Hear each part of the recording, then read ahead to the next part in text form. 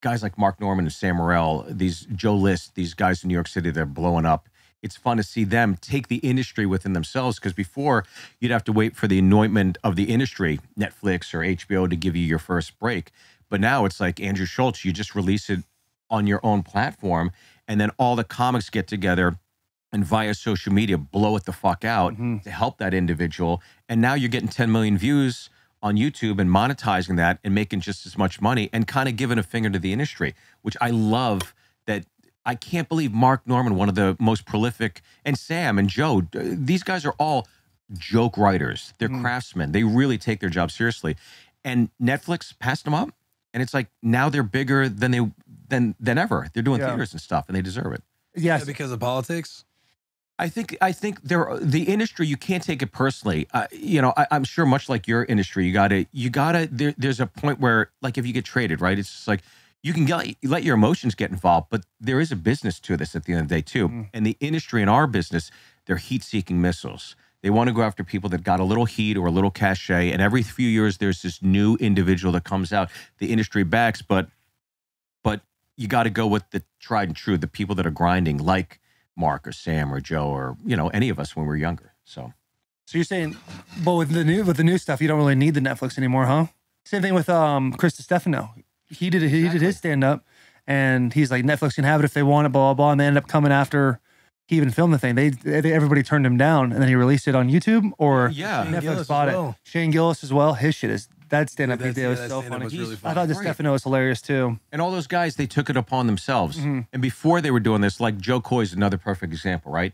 The guy is blowing up. He's selling out theaters. The industry wants nothing to do with him. So he goes out. He's got deep enough pockets. He says, well, fuck it. I'll just film it myself. He goes back home to Seattle, gets a big theater, blows it the fuck out, looks at the credits, goes, he's the DP on that thing. I'll call him up. He's the director on that. I'll call him up.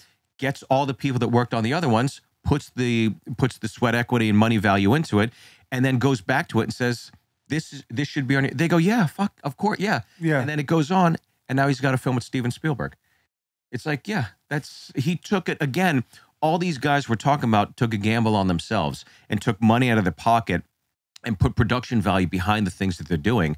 And now they're being rewarded for it. And they deserve it too, because it's talent meets sweat equity meets commerce. So when you're talking about comics and different styles, storytellers and joke writers, craftsmen and stuff like that, is there like kind of a seasonal thing? Like people are really into like shot comedy right now, or people are really into storytelling right now that maybe the industry gets behind? Like someone could be behind a Burt Kreischer and there's like a Ralphie May, or it's like, oh, this dude's just kind of saying whatever. I think it depends on the voice, right? I mean, there's different voices for different periods of time, right? Like Bill Burr is, I think, the voice of right now.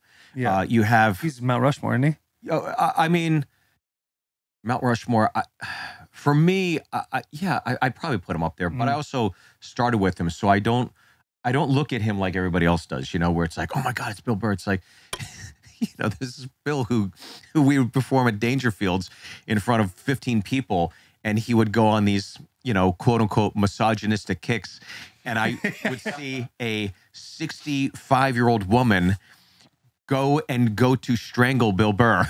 Literally Dangerfield. She got up and Bill just took the mic stand and held it in front of him like this. He's like, lady, you can't do this. You can't do this, lady.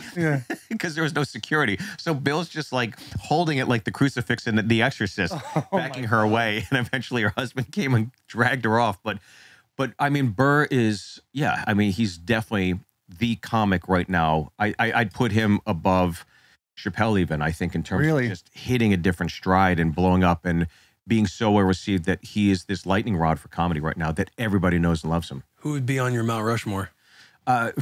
Carlin, Pryor, Rock for me. I love Chris Rock. I'd put Bill Burr there. Yeah. But I don't know. There's also, I don't know. There's so many different factions of stand-up too. So I know this is like a comedian episode. There's no laughs because I'm talking about the art of comedy. No, this is awesome. I love this. But I don't know. There's so many just different gears. And like, I'm reading that book, Elvis in Vegas, but the book's really about entertainment in Vegas, how Vegas came to be, and all these great performers and entertainers that performed out of Vegas. I love Dean Martin. I love Bob Hope. I love Johnny Carson. I love Dangerfield. Dangerfield's one of my favorites. And you could watch a Dangerfield set today. and you could put it in front of we're all different brackets of ages and generations. You could put Dangerfield on right now. It fucking kills. Still kills. My wife is so ugly. I took her to the fishing pier. All the fishermen go, "Oh, what bait you use?" I mean, that's a fucking great joke.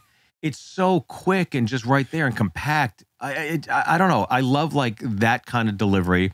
I love Weekend Update, watching Colin Jost and Michael Che. Yeah. And they got evergreen kind of one-liners. Have you seen the skit they did where they wrote each other's jokes? That's the fucking best. It's probably the funniest thing I've ever seen. Absolutely. It is hilarious. It's my favorite thing. And they truly don't know.